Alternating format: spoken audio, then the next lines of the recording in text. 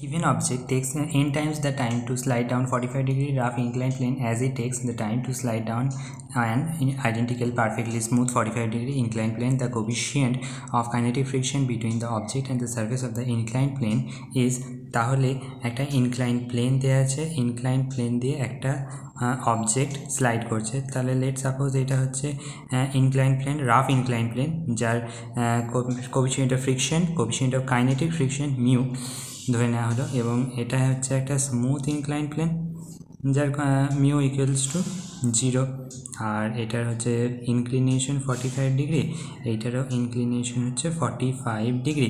এবার আমরা জানি যে কোনো বডি যদি একটা ইনক্লাইন্ড প্লেন দিয়ে স্লাইড করে তাহলে এটার এদিকের কম্পোনেন্টই হচ্ছে এমজি সাইন থিটা, আর লাইক নিচের দিকে কাজ করবে এমজি।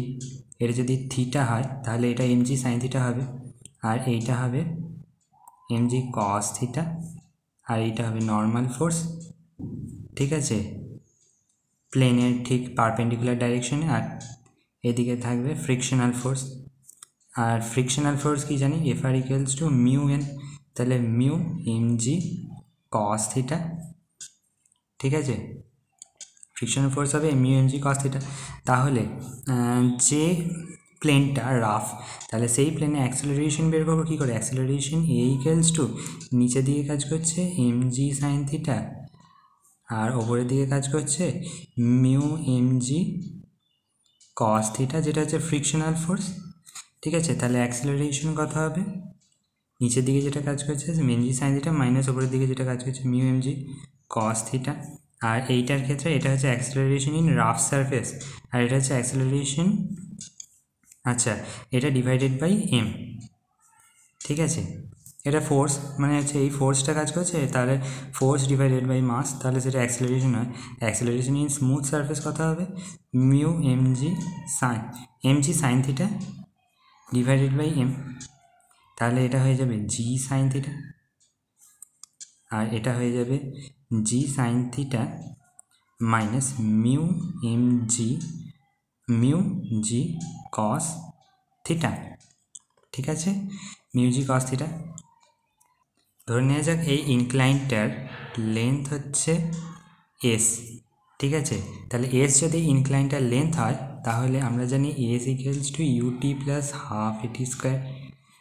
ইউটা তো জিরো, ইনিশিয়াল ভেলোসিটি এখানে জিরো, কারণ এটা ফার্স্টে ছিল, ফার্স্টে এটা ভেলোসিটি জিরো ছিল, তারপরে এটা একটা ভেলোসিটি অ্যাকুয়ার করলো, তাহলে এখানে ইউ জিরো হয়ে যাবে, তাহলে s equals to half a t square হয়ে যাচ্ছে।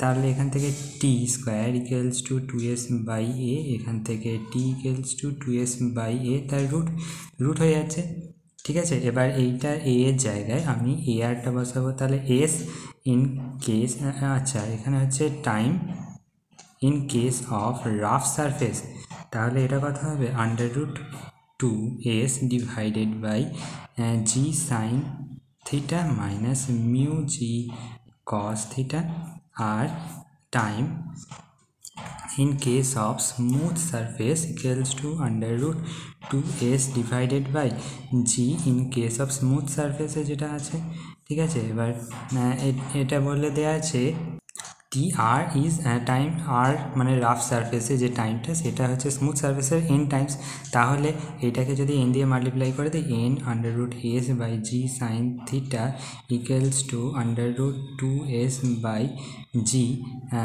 Sign theta minus mu g cos theta.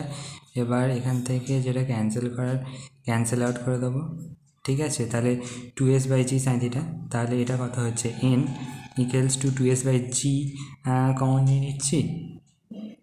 আচ্ছা, তো এইখানে সাইন থিটার জায়গায় যদি আমি এখানে থিটায় যেহেতু 45 ডিগ্রি দেওয়া আছে, তো n √2s by g sine 45 degree মানে হচ্ছে 1/√2, তাহলে √2 ওপরে মাল্টিপ্লাই হয়ে যাচ্ছে, আর এখানে 2s বাই জি বাই√2 মাইনাস মিউ জি বাই√2 চলে আসছে। এবার এইখান থেকে আমরা বলতে পারি √2 s বাই জি, আর এখানে 2√2s বাই জিটা ক্যান্সেল হয়ে যাচ্ছে, তাহলে n equals to 1/√1 minus mu আসছে। এবার স্কোয়ার করে দিলে n square equals to 1/1 minus mu, then 1 minus mu equals to 1/n square. এখান থেকে mu equals two 1 - 1/n square হয়ে যাচ্ছে। এটা ফাইনাল অ্যান্সার। Thank you.